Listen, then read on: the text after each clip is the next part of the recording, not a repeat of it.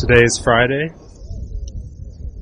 April 30th, 2021, 7 p.m.-ish. Paintings are flying.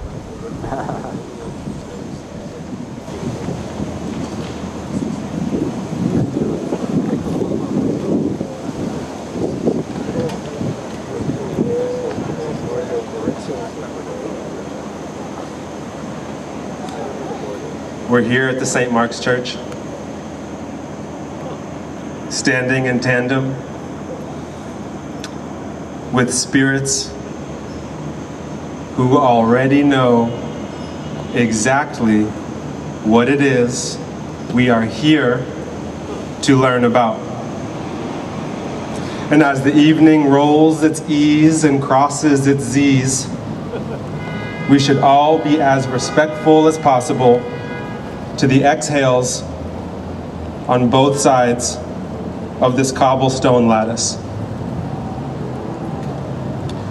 Because today, Cassandra and I have come here to listen with all of you to the way that metal has learned to keel over with laughter, die, and laugh over again, return, decompose, and laugh back to the adrenaline smile, that smile that spent so many years bursting through pre-forged bodies, squirming in pre-molten weeps, giggle rivers, twiddle riches, tide, diamond, nickel, iron, chromium, cadmium, gossip, letting the tea spill as she asks the sweet wind rusting by and by.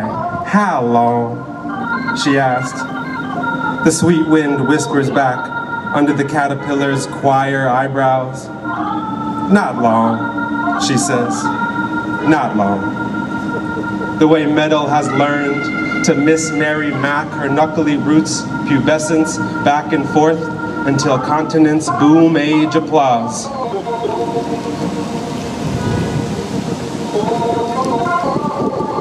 Is it too rainy? Are people okay? Are we good? Is it raining quite a bit? Is there like a protocol? Is this in protocol? All right, we good. We're gonna stick to the protocol.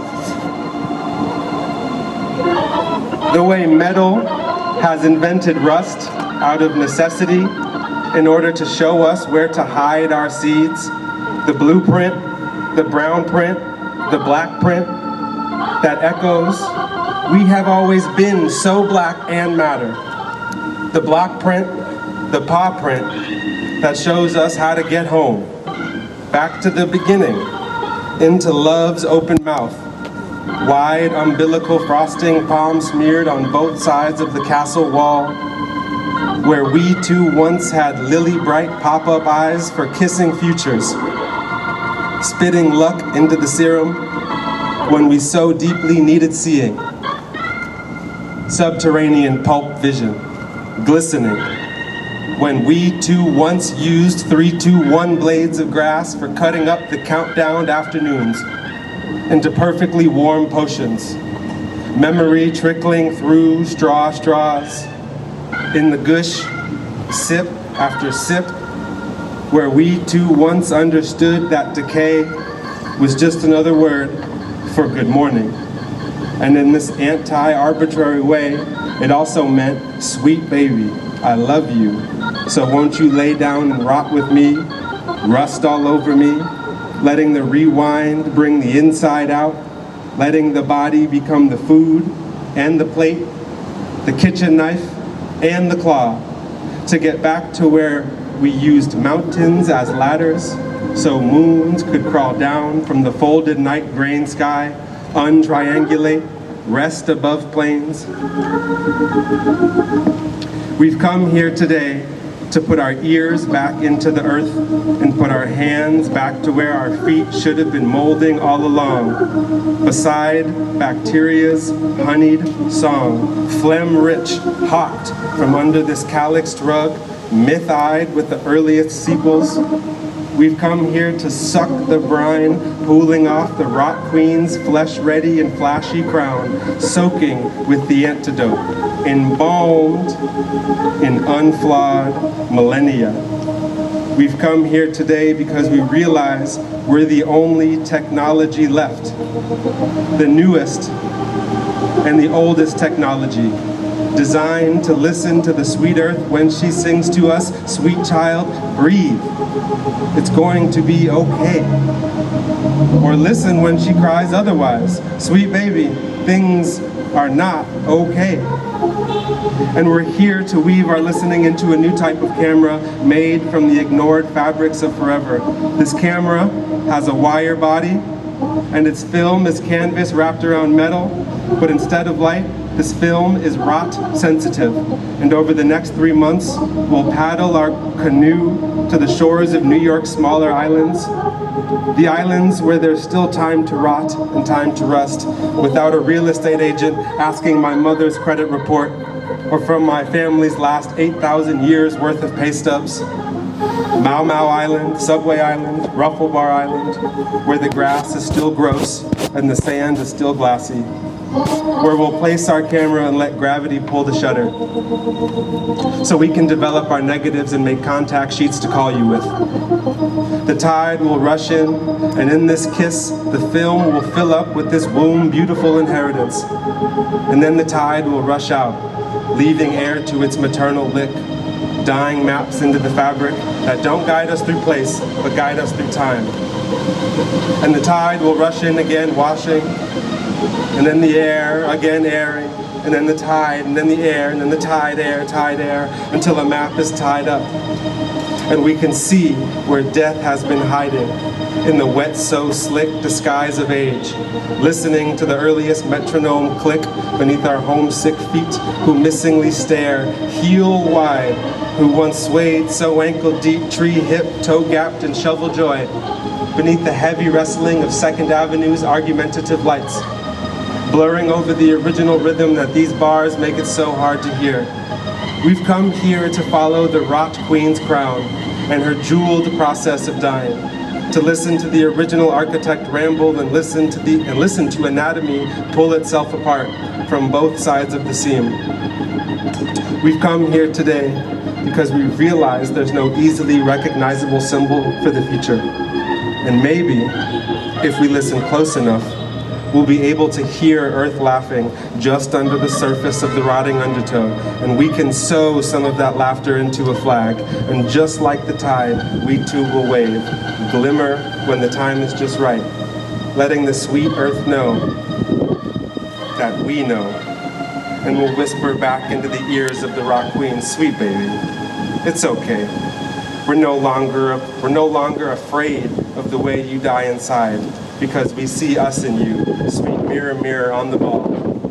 We're no longer afraid of what's inside of us." Thank you.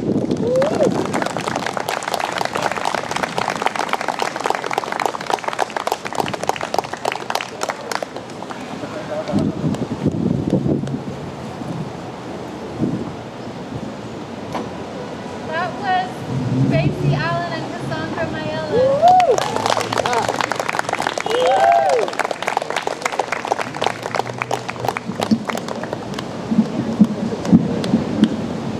This is a really wild question.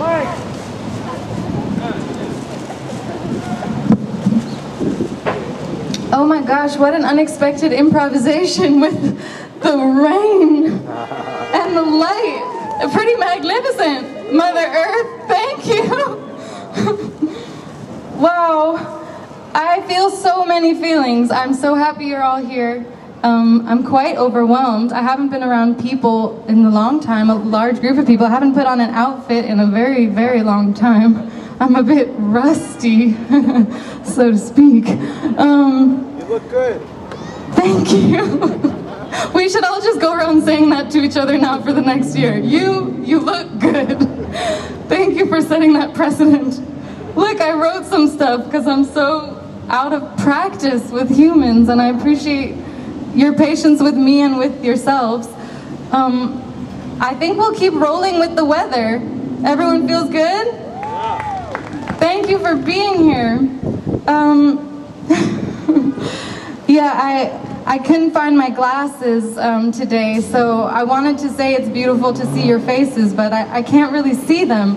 And then I remembered that Cecilia Vicuña, who's going to be reading next month, says that the word see is related to the word say. So even if I can't really see you, I feel that I can still sort of say you. So I just wanted to start by saying, you.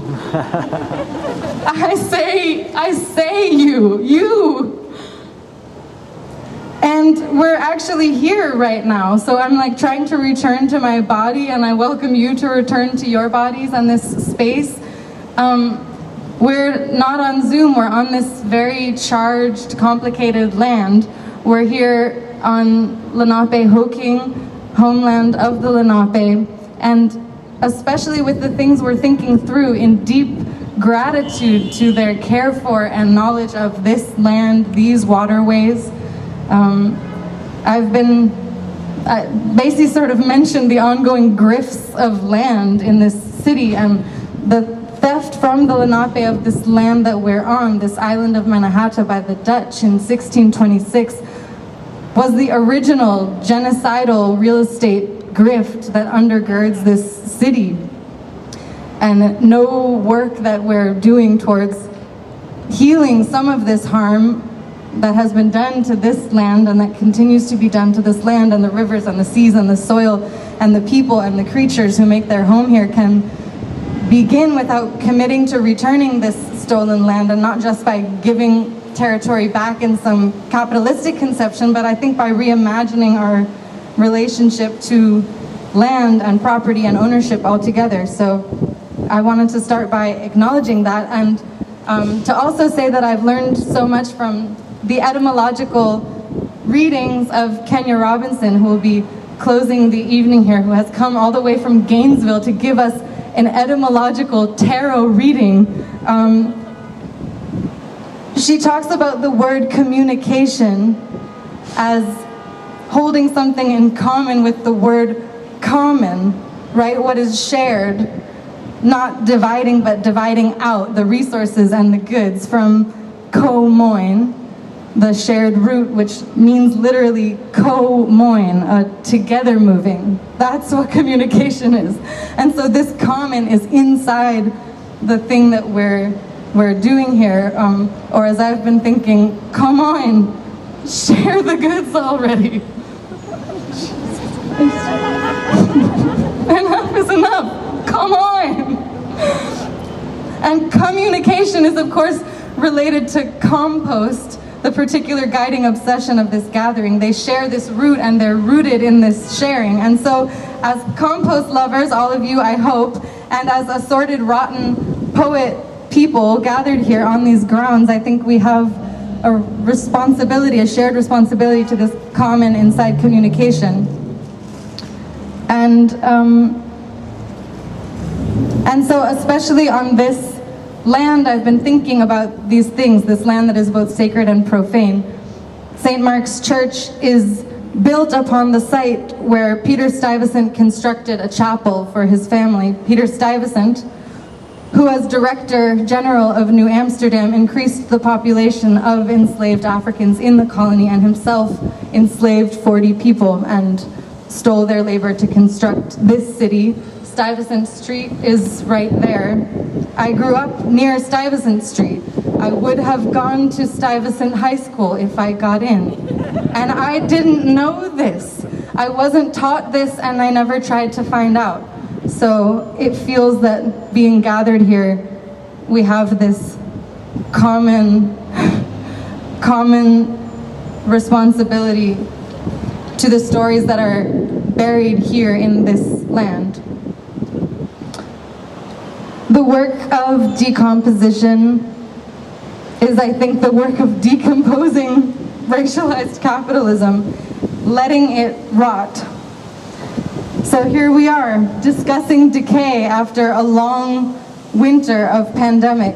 And I've been craving grieving rituals and not knowing where to find them or how to find them. And Basie and Cassandra offered a ritual to open the night. So I really thank them for that.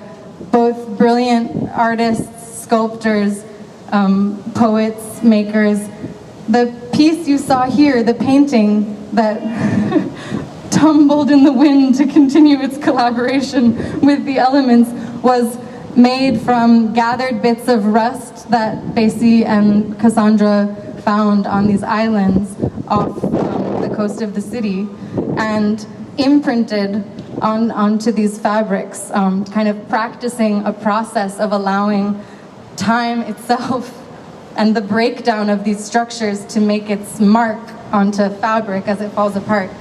And so they shared a bit of that process here with you. And then this camera, this wrought camera, they will then take out to the island and submerge in the water for the next month. And next month here, we will get to see the photograph that has been taken of rot, of decay as it happens over the next month. So this feels like I'm very grateful for this offering from them. And now we're gonna hear from some other people. I'm going to introduce Rolando. I've been thinking about this rust material, right? From iron that falls apart, iron that is the material of war, of imperialism, pretending to be impervious, but that with rain, just turns to dust. It was like God saying, yeah, watch me. And then guns, chains, buildings are rendered useless. So it's this combination of water and breath that makes this happen, and I thought we could just take a moment to breathe here and remember that we are mostly water and air.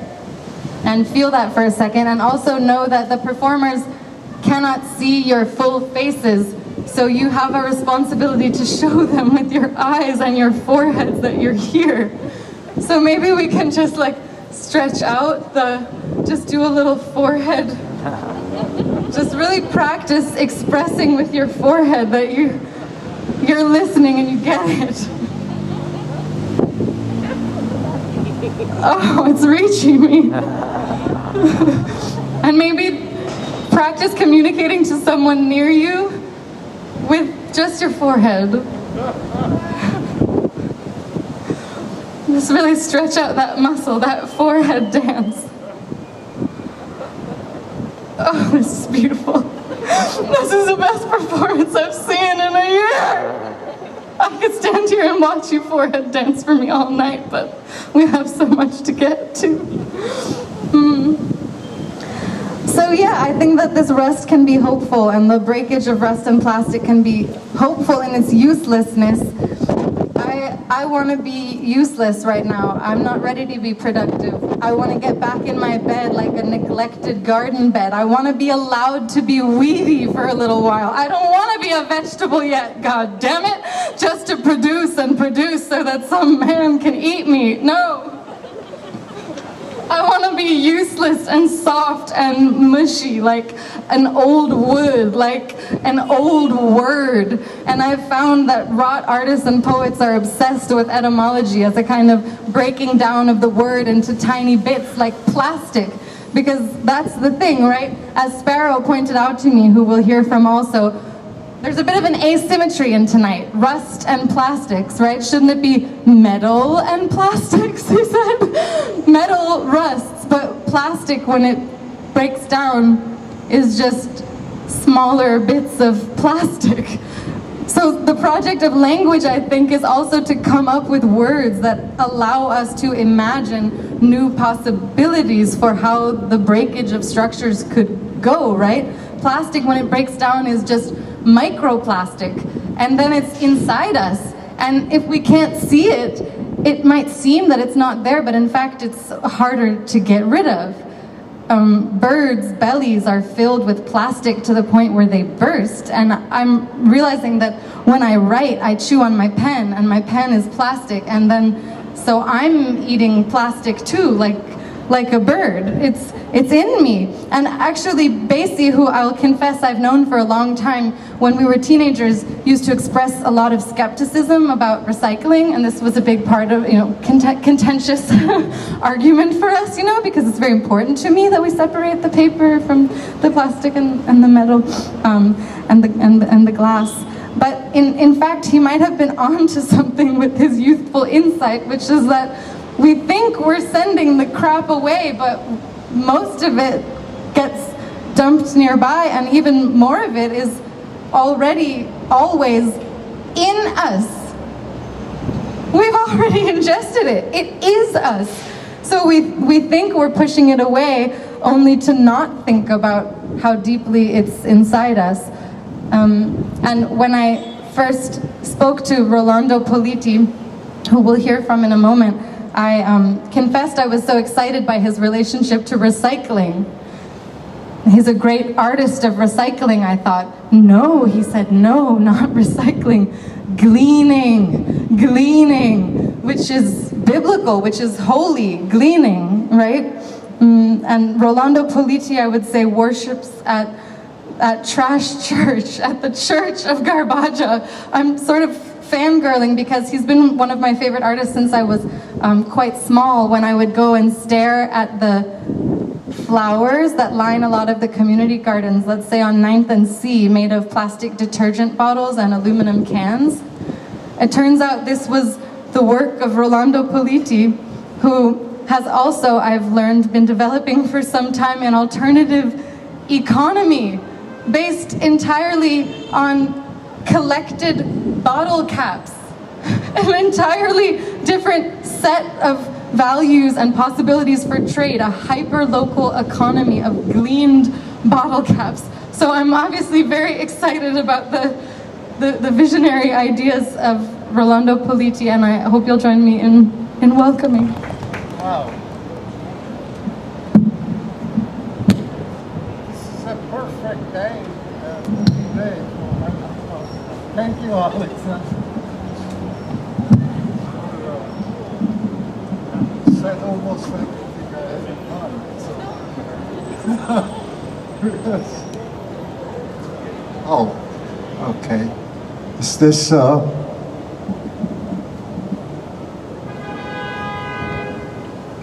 here? Yeah.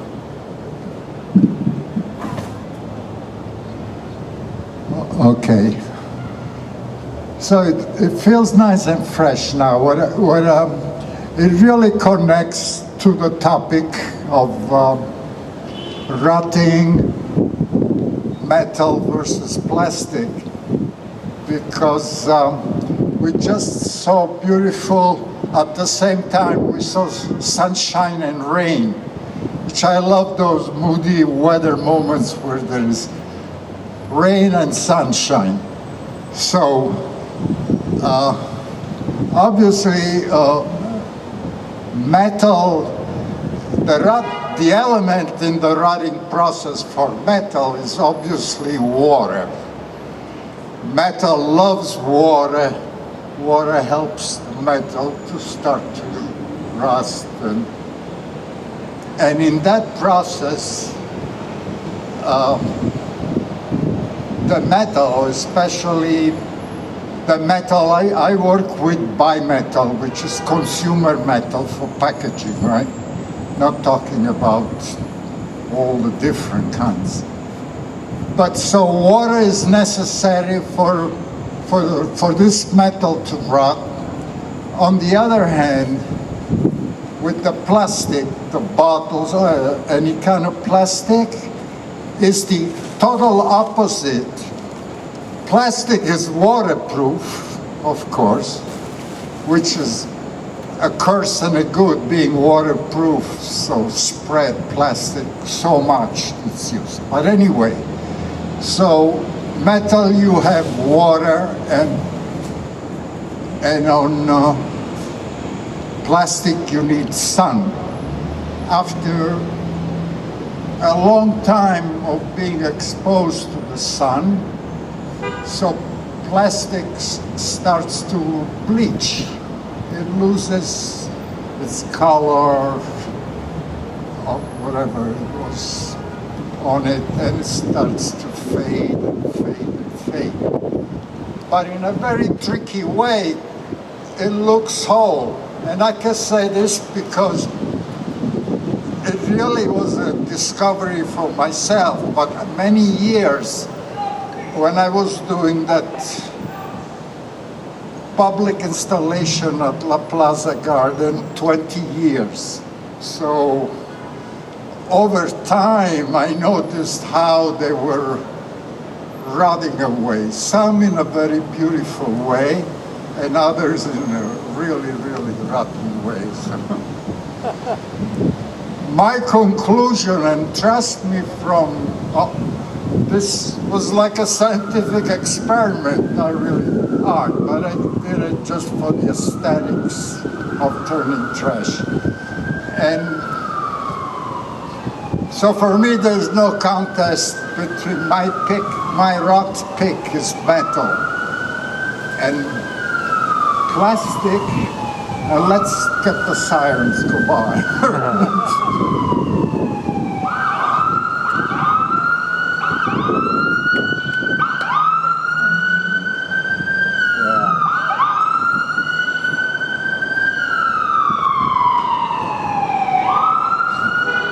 It was just a matter of time. I was waiting for some ambulance to come by, or the fireman next. But okay, and so that's about the conclusion on the. Just gave me a signal. So here's the fire truck coming.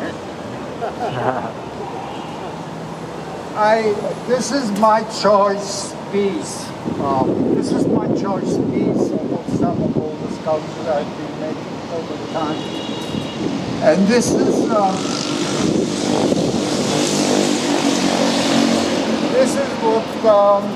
I saved from the Black Flag DDT.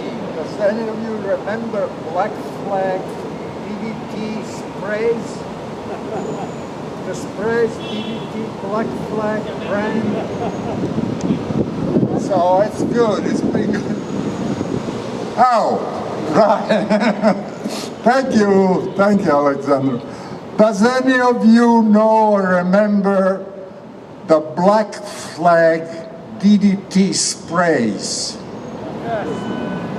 There's some. You have to tell not many people, which is good. So it's been illegal since the early 70s, I think. Anyway, the history, Black Flag, it was a craze back in the 50s, the 60s, the 70s. Everyone was happily spraying, killing flies in their homes with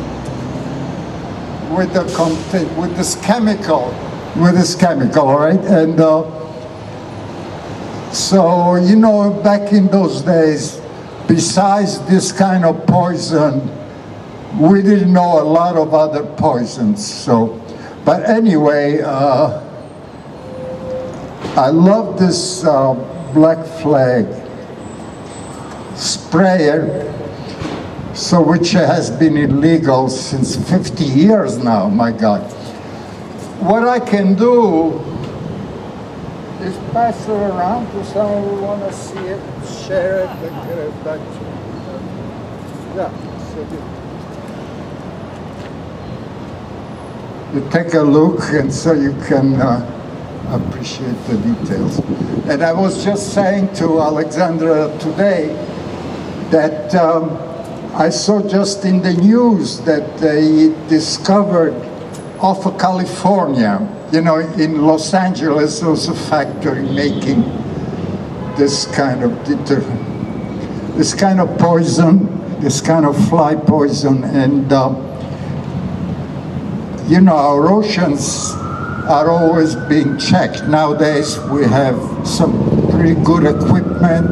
We can see what's on the bottom of the sea for a long distance. So just the other day, I read in the news that they discovered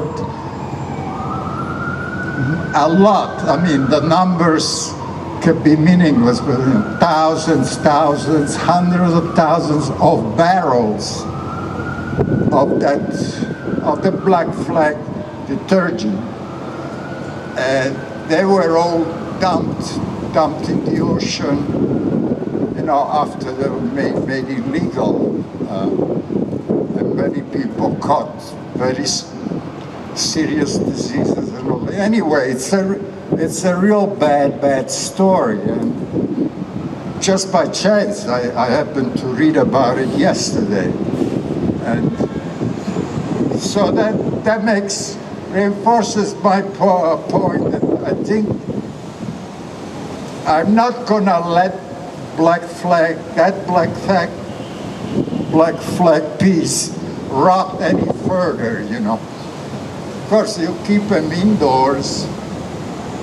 When you keep them indoors, you know, the rotting process slows down or over stops. I mean, I don't know if they ever could go in a museum, it can stay as it is for the next 1,000 of years, you know, like if it was a Mona Lisa or something.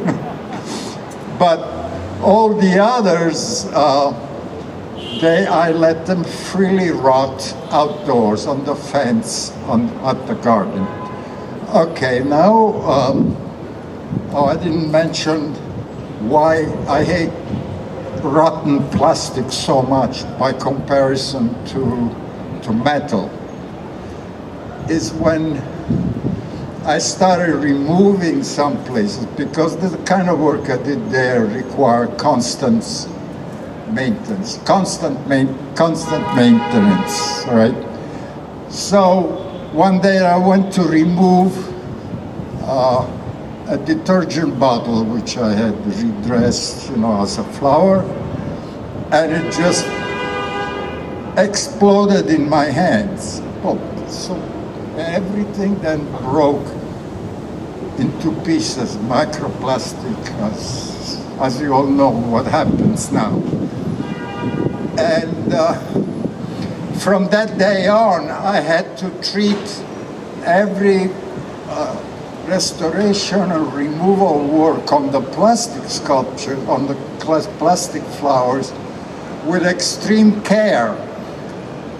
Because, you know, once they explode in your hands, it's gone. Most of us, including myself at the beginning, don't bother to pick up, you know, every piece of plastic that's on your feet. Once that happens, right? And if you think about it, from the smell of them, plastic has a kind of a fishy smell on its rotten thing. And that fish like plastic because of that. No, I know it's funny, but it's a tragedy at the same time. Actually, lots and lots of fish eat plastic. Now they eat they like it, they love plastic. So we have, you know, okay, we have big problems at hand that way. So many interesting things have already been said, and I could just conclude with what I'm personally involved right now, and quickly. I'm a gleaner. That's great. So, I am a volunteer gleaner, as opposed to they don't use that term, but they're like forced volunteer gleaners. And by that I mean the forced volunteer gleaners are people who have to do the final gleaning of what's left out here in trash. That's community service, right? Many neighborhoods have that. We have it here too. So actually, these are people who have to do this cleaning. We haven't gotten to the utopian point where there are many volunteer gleaners. But at least we have laborers who are told they have to clean the street to make up for, they're usually people on probation or have done some petty crimes, things, and they all have uniforms. Okay, you know who I mean. We have them in the Lower East Side also. So the gleaner, I am gleaner by default in my neighborhood. I come after the sanitation trucks, whatever they drop, after the mechanized street sweepers, whatever that doesn't get swept up, after the can people, the redeemers that we have in the neighborhood, and I think that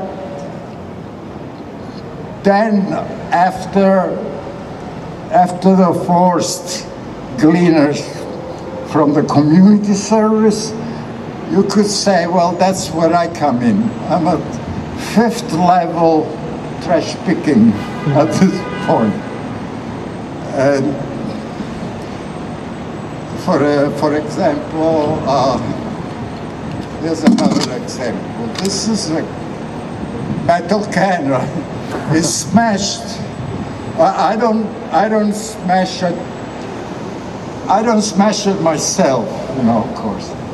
But I look to pick them up from the gutter after they've been run over, but ideally by super heavy trucks.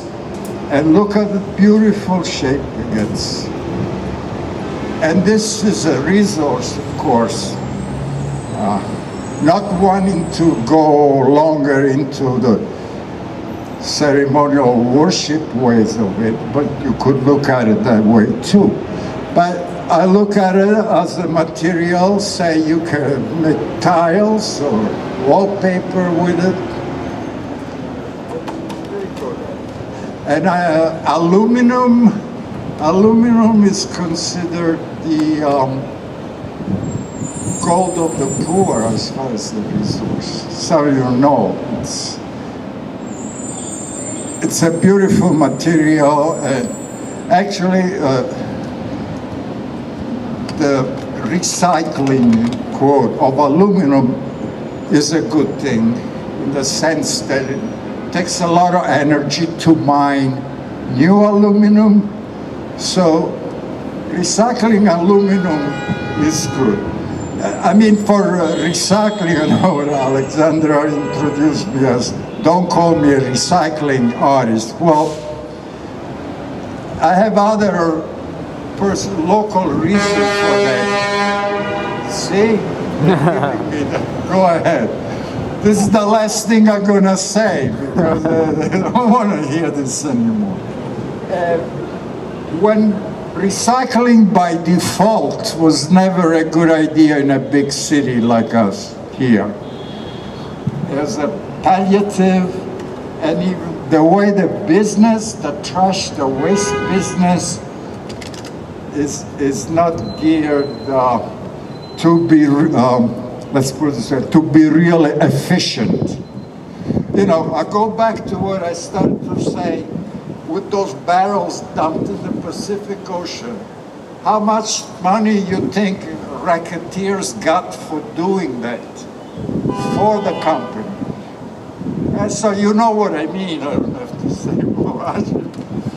I see everybody has seen the black flag, so I'm done. So we're going to hear some things from Sparrow, then we'll take a short break and everyone can shake and warm up, and we'll set up for an etymological tarot reading from Kenya Robinson, which I'm very, very excited for. So that's how things will go. Thank you for being here in this blustery, moody setting. So yes, because of this matter of things breaking down into smaller and smaller pieces, I thought of Sparrow, a favorite human and poet of mine, who concerns himself in some way, maybe with small matters, but actually it could be matters that are quite large, but then it seems that Sparrow maybe is devoted to their presence in small forms, small poems, small happiness. He recently sent me a scan of a tuna fish label, a label on a can of tuna fish, for instance. And in his latest book, which I've read many, many times, but only the very first little bit that is available to read for free on the preview on Amazon, Sparrow says, small happiness is generous. If you win $12 million, you'll hide it from your friends. But if you win a free pizza, you'll share it with everyone. Which is a philosophy I've come to think of as compost ethics. Rip it all up and then share the goods. Divide out the pieces. It's delicious. Everybody eats. Sparrow also says that the satisfaction of composting is one of the most valid of human happinesses.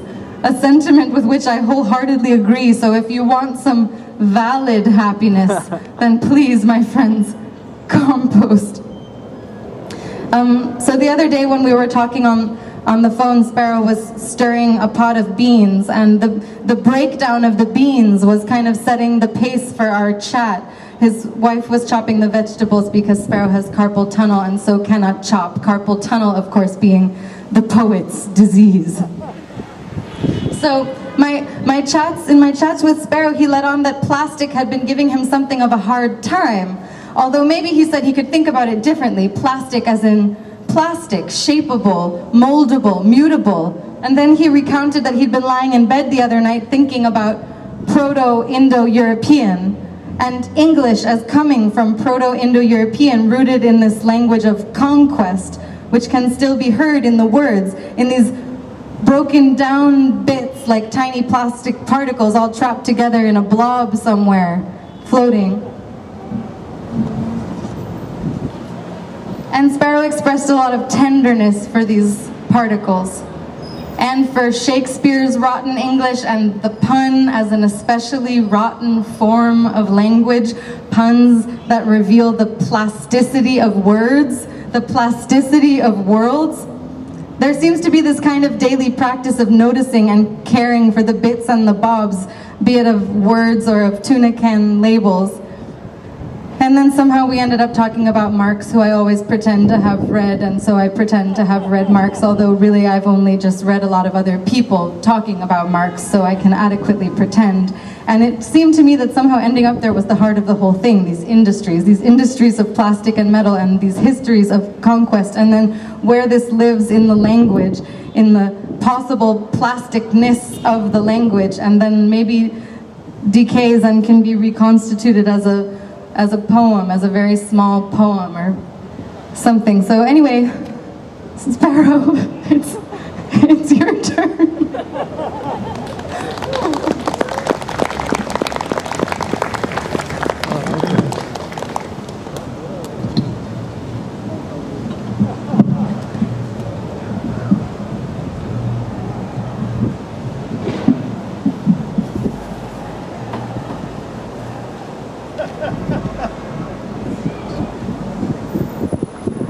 Thank you for that remarkable introduction, which is almost longer than what I have to say. So I make these little artworks every day, and then I thought, oh, I can get rid of some of them by giving them to you. They're kind of, I don't know if you can tell, well, maybe this one is visible from a distance. I tried to choose ones that had a lot of plastic in them. So I'm just going to hand them to you. You can pass them around and everyone can take one until they run out. I got to save one for Alexandra. Maybe this one.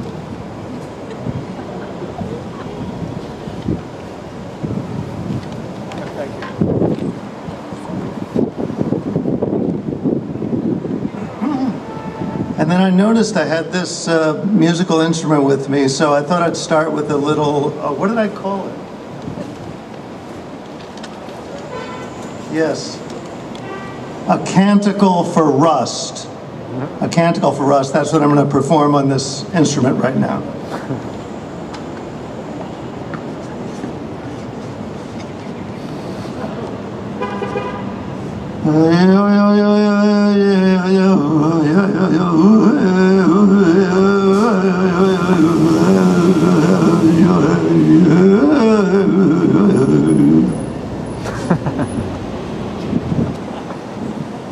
Thank you.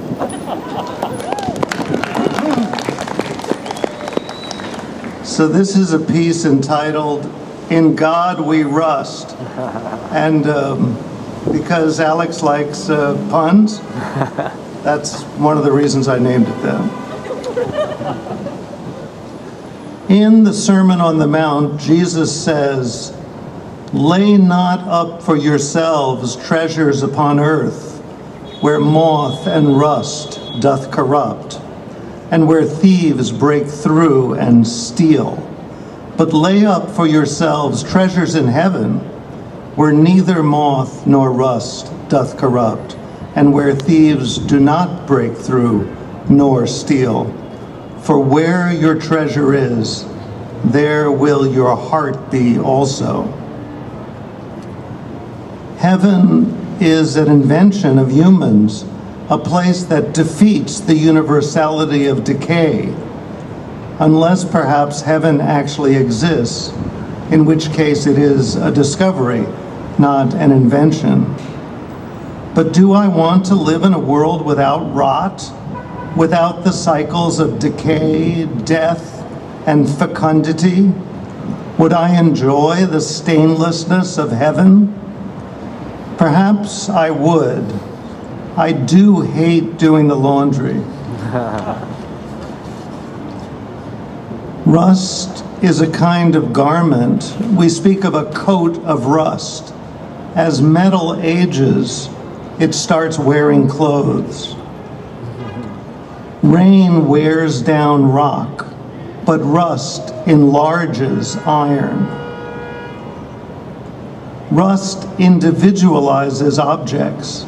1,000 handsaws emerge from the factory identical, but each one will rust differently.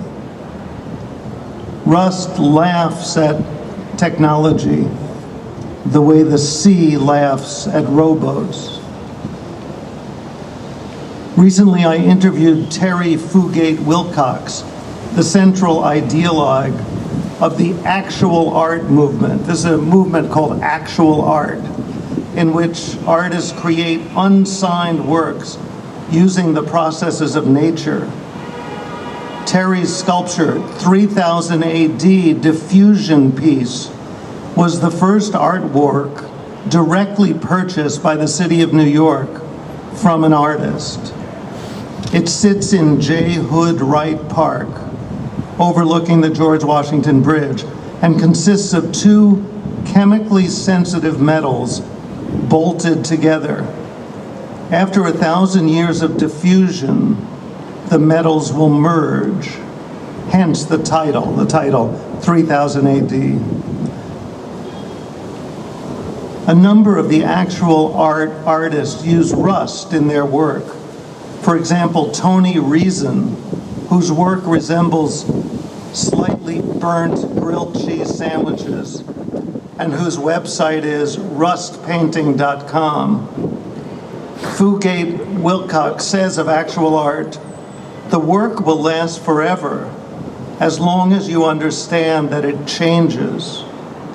This is a type of art that embraces decay. Do I own anything rusted? Because mostly rust is outdoors. And Our utensils and pots are sadly stainless steel or Teflon. We're divorced from the realms of rust. But wait, I do have a can of organic pumpkin in the pantry that I've kept too long. I'm guessing about 6 years.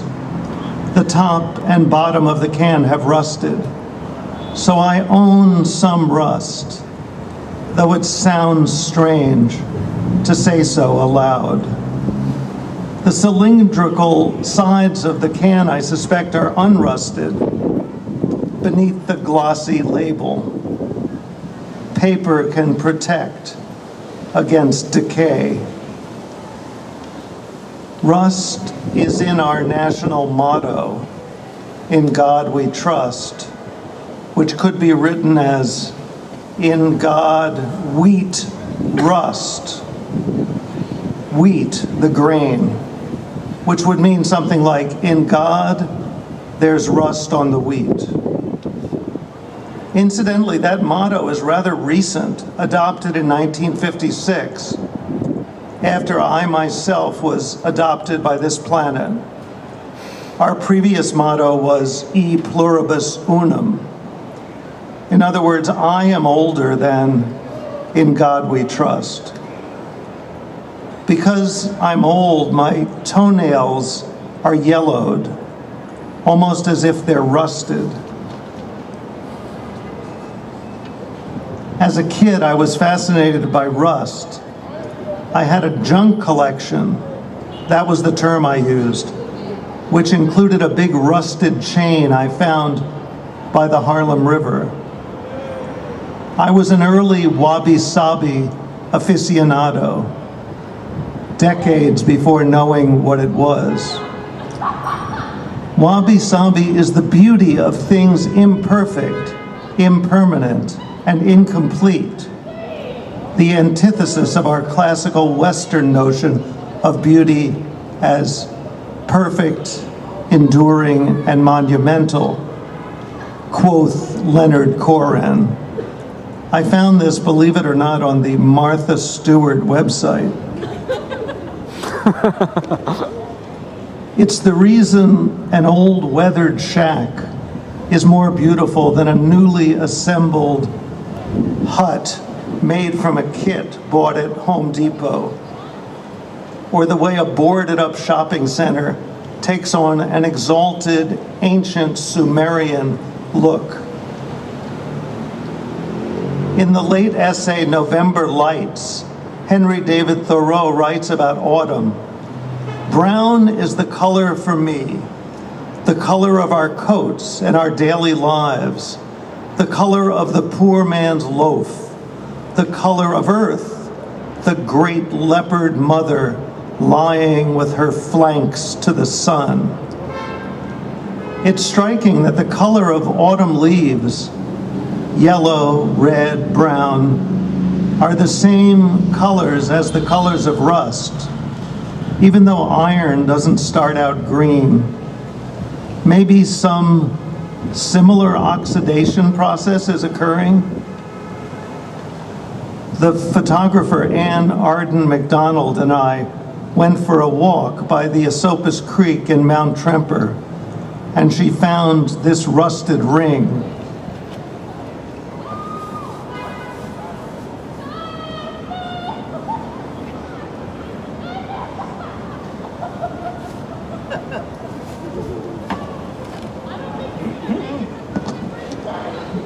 And gave it to me. "This will be perfect for my lecture on rust," I replied. And indeed, it resembles a rust moon, which is an actual type of moon. Our subject is rust and plastics, and the moon can look like a rusted orange disc or a bright white plastic frisbee.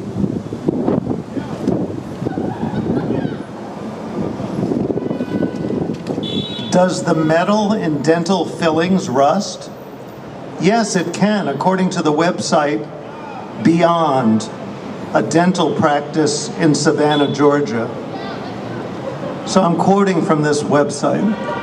Having metal in one's mouth is not a normal situation. We're not really adapted to it, and many of our body's natural processes can interact with the metals to create less than ideal conditions. One example of this is the way that the electrolytes in our saliva can create an electric current between different types of metal. Unfortunately, when these currents are created, one metal will be corroded. It will lose volume and strength. This is what happened with the Statue of Liberty and almost made it collapse because many of the steel girders supporting it had reduced in cross-section by 50% or more. That's the end of that quotation. That swift transition from dental fillings to our greatest national statue is the mark of an ingenious poet disguised as a Georgian copywriter.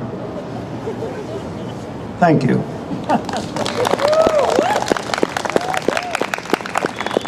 If anybody wants this, I'm going to auction it off for free.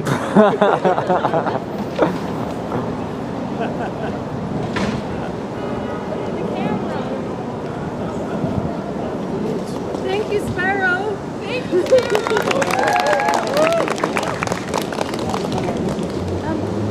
So as it's getting darker, we're going to take a moment to adjust lighting and adjust sound and set up a projector, and then we'll end the night with an etymological tarot reading from Kenya Robinson as this grand finale of decompositional thinking. So let's take 5 minutes to move our bodies and warm up and breathe the air, and we'll set up. Thank you.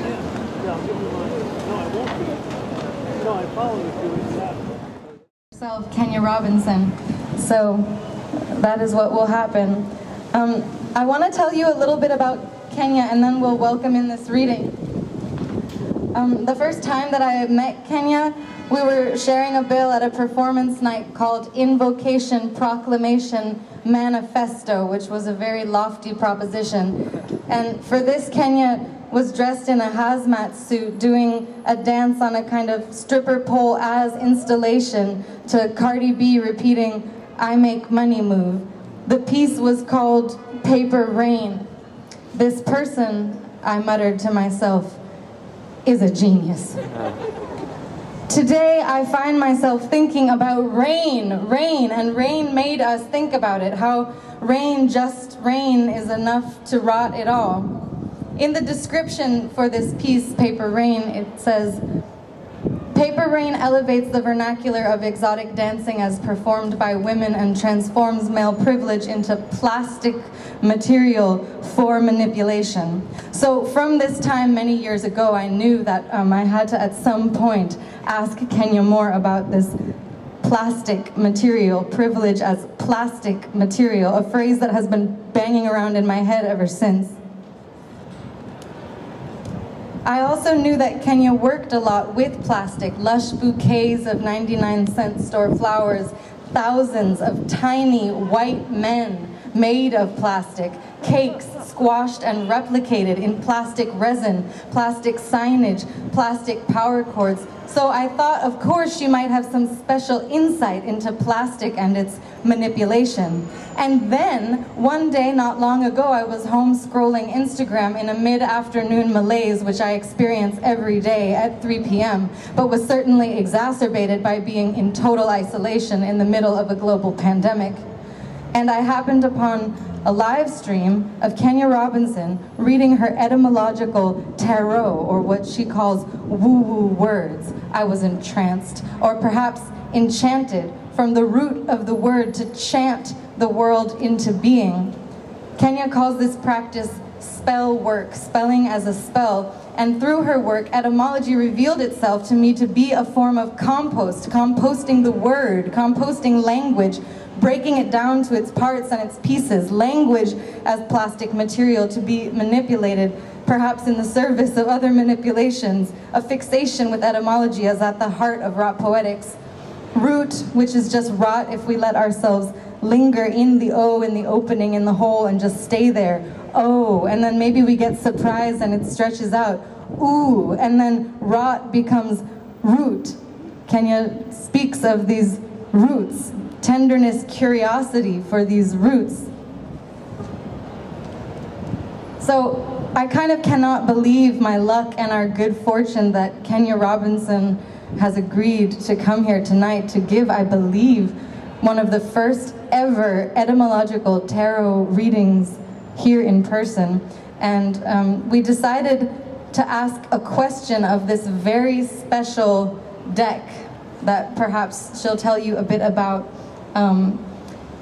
by a kind of collaboration with the internet, a sort of algorithmic chance poetry to summon this question. Asking the internet, what is the most frequently asked question on Google, to decide what we what we need to know right now. So here are the top 9 questions, and maybe from shouting as voting, we can choose one. What is my IP? What time is it? How to register to vote? How to tie a tie? Can you run it? What song is this? How to lose weight?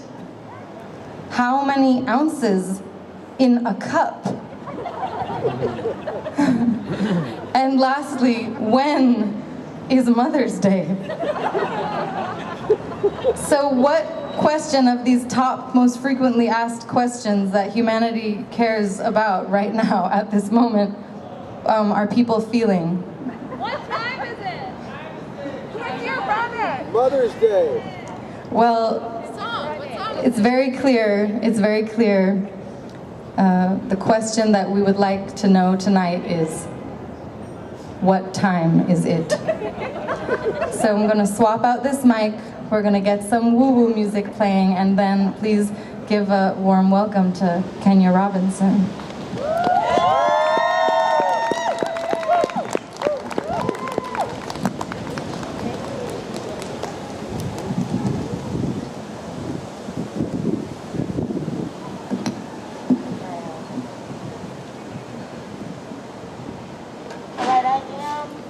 I can't see nobody. I mean, I can see with this, but there's a light. So I am on Instagram live right now, just because this is how I usually give a reading. And it's kind of helpful because, you know, I've heard on a number of occasions that, oh, I'm gonna do this one. Oh yeah, that's nicer. That I've been told that there are, you know, people are like, it's like you're talking directly to me, but I'm really just looking at myself, which means I am speaking directly to you because we are all having a universally human experience. We didn't know when we was coming, and we don't know when we gonna be up out this bitch. So, the question, I don't know if you all can tell all of the holographicness of my outfit. Thank you. Because I have a philosophy about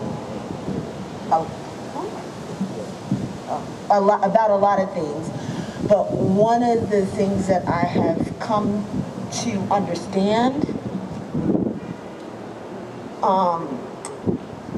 in this exploration of self, of the universality of a human experience, of getting messages from a piece of paper, is that the universe is sending messages.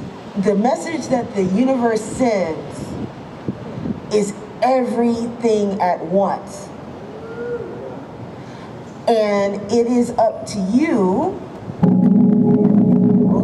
Oh yes, the woo-woo words, the woo-woo music. You all are gonna have to bear with me just for a moment because I have to prepare some things. But it's up to us to figure out how we want to develop our filter so we can hear the messages that resonate with us. Because the paradox of living doesn't stop at mortality.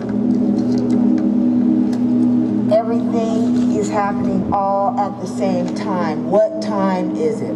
This is the question, right? What time is it? I got you a nice lighter. I mean, it's not big, Alex.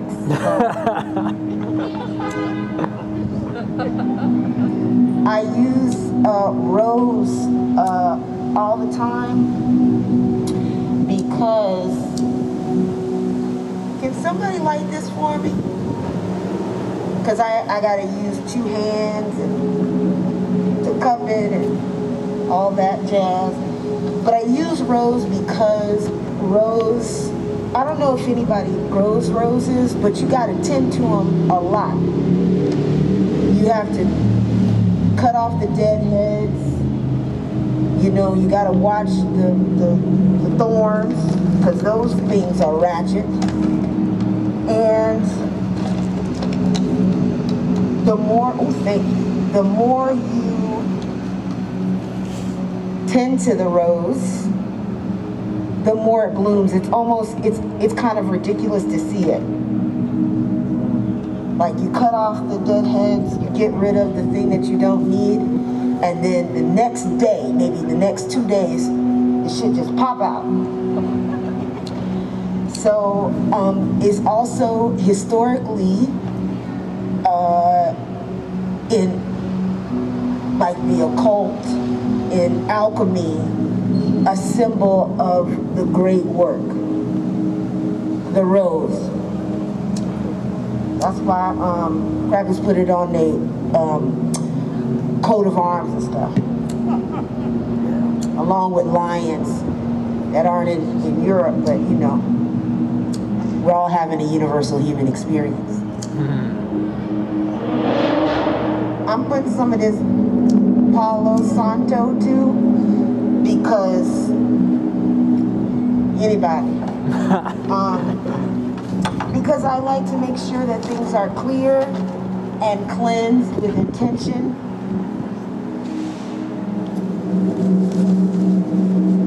Because this practice has really helped me a lot in the last couple of months, really.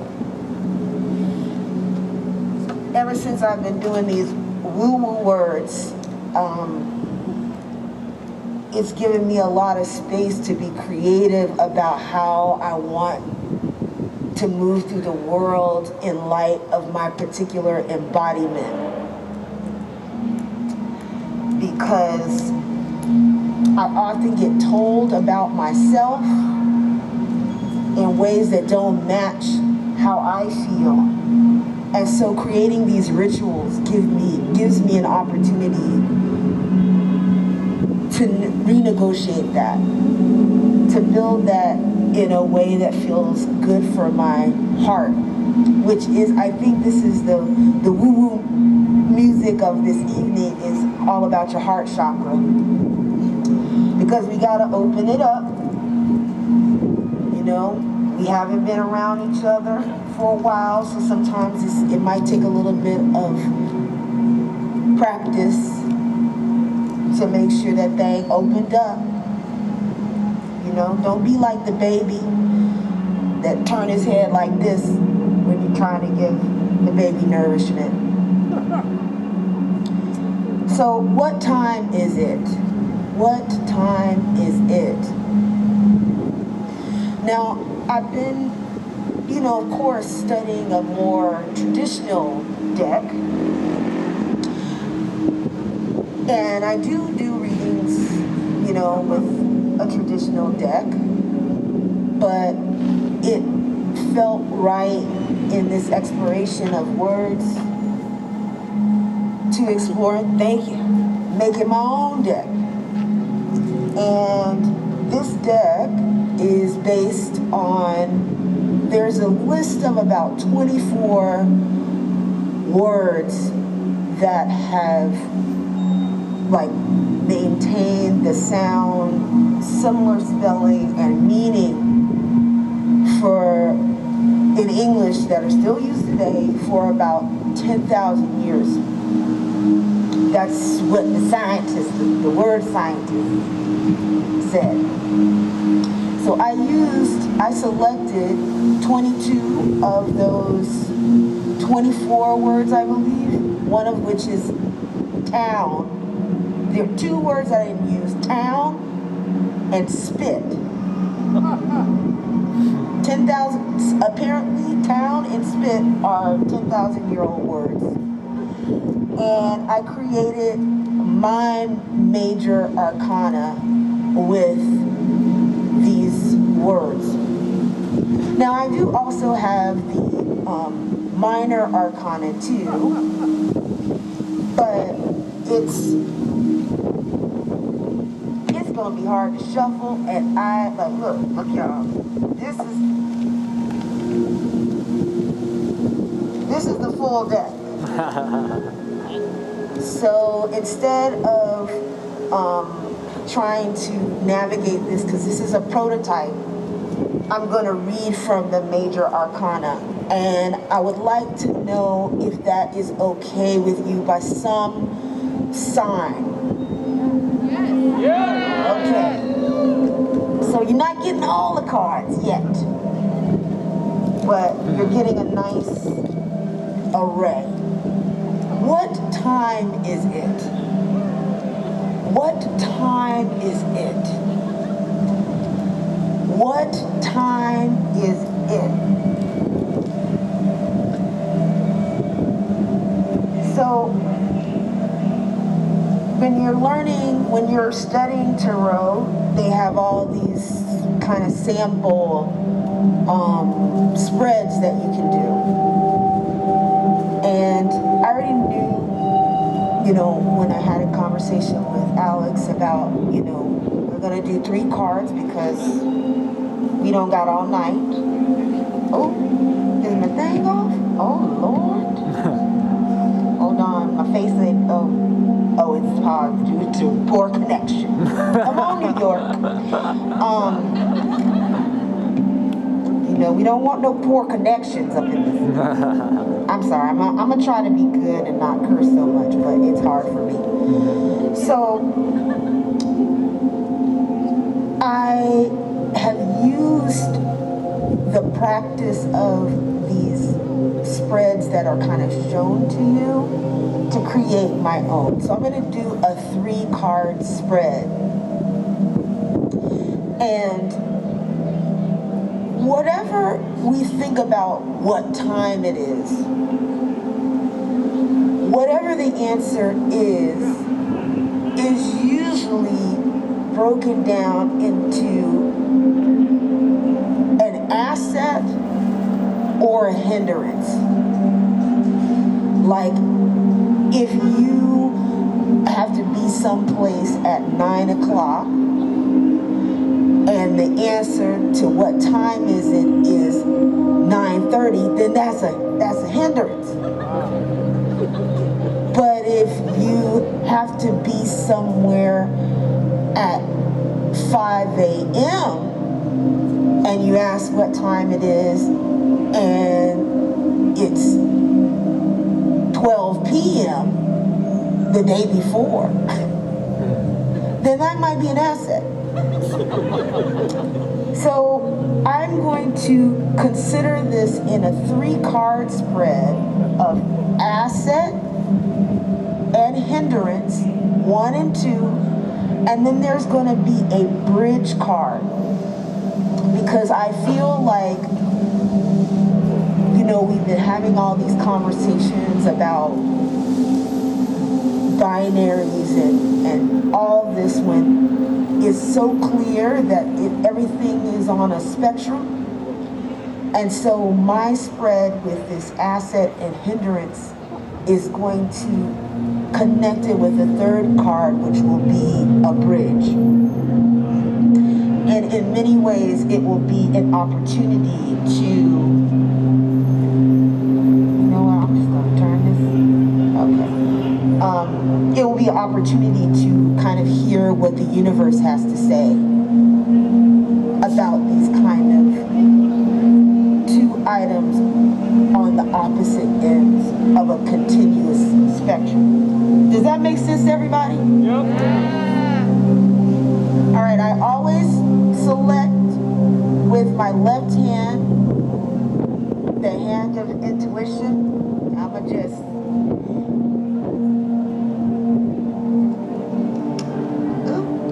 okay, so that's one, position one. This is the asset. This is a reflection of self. This is a nod to the internal core that is tethered to everything else. I mean, you know I got the woo-woo music on, so it's gonna be some woo-woo stuff. The second card is gonna be this hindrance. How whatever time it is could be holding us back. And then the third card, positioned in between as a bridge, is a message from the universe that's sharing with us how these things that we consider are opposite ends of the spectrum are actually connected. So I choose with my left, I turn over with my right as a ritual of action. Ooh, okay. I'm gonna turn them over first. Ooh, oh, well. Oh yes, oh yes. Oh, this is a good spread, y'all. Okay. All right, so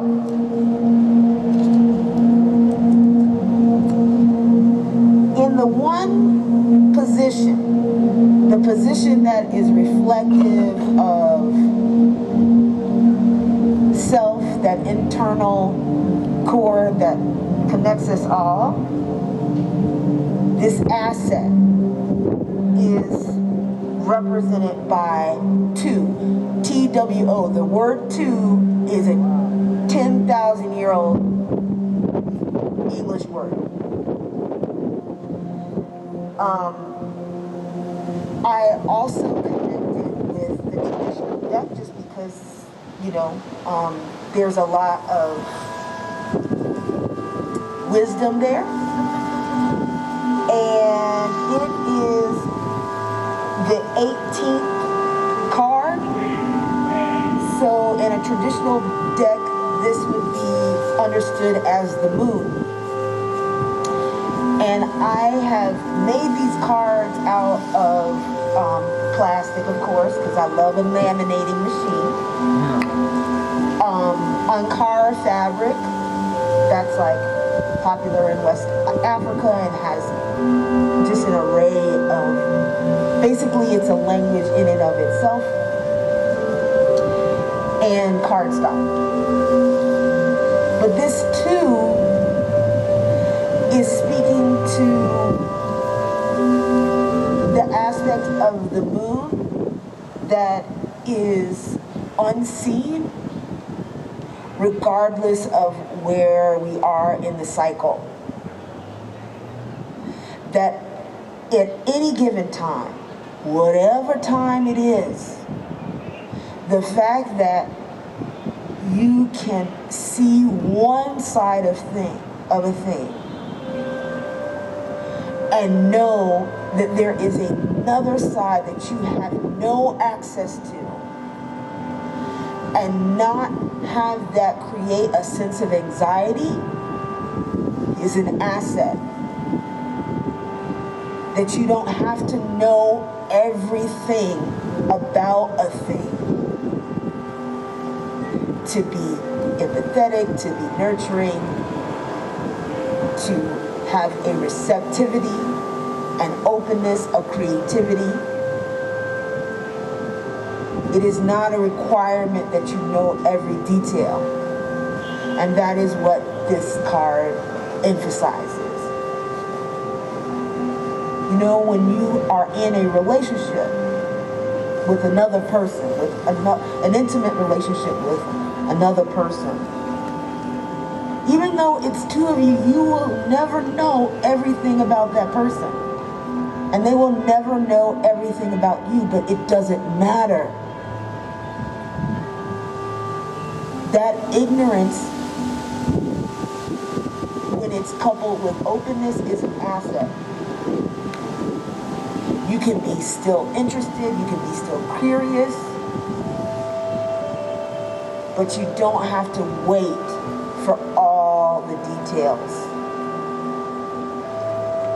to be elevated, to go up the ladder of your own chakras. You don't have to stay in the root. You can nurture it, but it has to grow. Second card, this hindrance is represented by the word worm. Worm is also a 10,000-year-old English word. And what I found interesting about worm when I researched it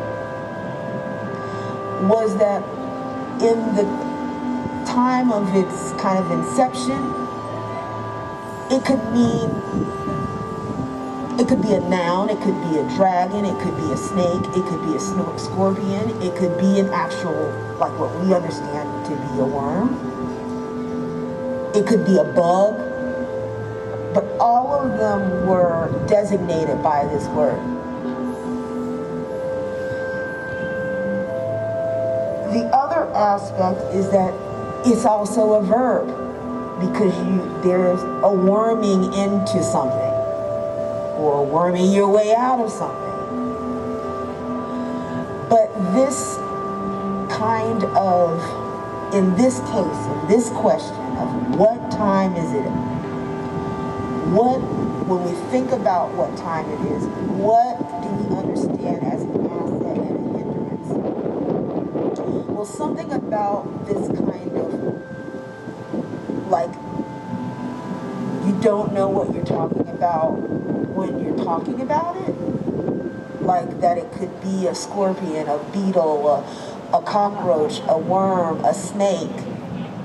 The fact that it never really lands is often considered, especially in relationship to a more traditional deck, the devil card, which is all about manipulation. Manipulation oftentimes requires that a thing be referred to, like a single thing be referred to lots of different things.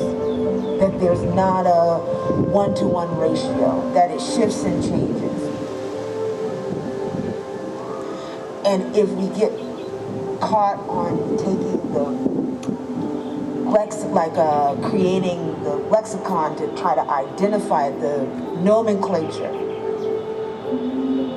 to list all the ways in which worm is,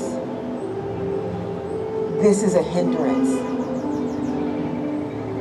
That this could be considered a hindrance, the method of manipulation that doesn't allow a thing to be a thing, to change if you just turn your head, that there's no stability in it. For this particular question, at this particular moment, it is suggesting that this is a hindrance. But what's interesting is the third and final card, that bridge, that thing that I believe in this spread is connecting us to a universal message. That even though these things, like, that you don't have to know everything about a thing to be creative, to elevate to climb that ladder of from your root chakra to your crown, right? Coupled with the worm that's like, okay, I gotta, because I don't trust it, I gotta like identify every way that it could possibly be used as a hindrance, is bridged by the word flow, F-L-O-W, another 10,000-year-old English word, which is connected to the 10 card, which in the traditional deck is the Wheel of Fortune. That all of these things are rotating in and out and around with each other, that because it's balanced, the cycle continues. And so even if you find yourself in a state of hindrance, keep moving forward, keep moving, and you'll be cycled back to the asset, which is 2, which is that you don't have to know everything. So likewise, you could find yourself in this very comfortable situation where you're just like, I got it. I don't have to know everything. I'm still maintaining a level of non-anxiety or proto-anxiety, because I think we're all dealing with some level of anxiety. But that is not going to be a state that's always going to exist. That because of this Wheel of Fortune, because of this likely path of movement, not forward or backwards, but just movement, is going to take you to a space that's uncomfortable, and that's okay too. So what time is it? It's time, it's really time to recognize that the unknown of any situation is powerful, and you don't have to fight against it. What time is it? It's a time to maybe get caught up in the naming, the cataloging, the nomenclature, but too long of a time in that space is going to be a hindrance. But above all, the wheel turns,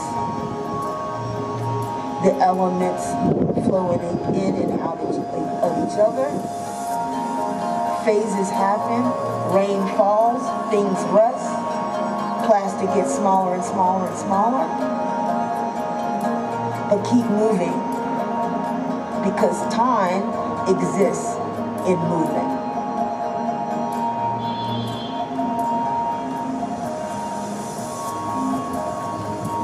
I think that's it. I learned something today. I don't know about y'all. Because y'all are literally like this dark abyss, which I'm totally digging. Because I don't know the other side of the moon. And that's NASDAQ. So if you want, I do these like etymological explorations quite often on my Instagram, Kenya9, just like the number. And I also, of course, have all kinds of spaces in which I get to pontificate about feeling good about this life, because I rather feel that way than another way. So I do have Bitch I Might Be. It's on Amazon. 13 affirmations for ratchet ass times, and you know it seems pretty ratchet out here. So if you're ever interested, just look me up, Kenya Robinson, on the things, and I'd love to hear from you. I'd love to like interact with you in the virtual space, in real time life. But be safe. The Wheel of Fortune is a bridge, and if nothing else resonates, I hope that does.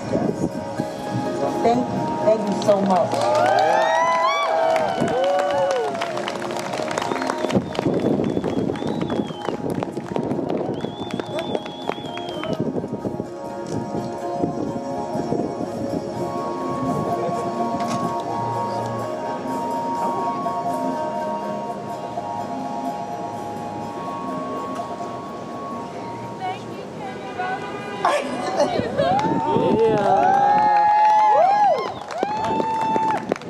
Ooh, I think the timing was good. Look, the incense almost done.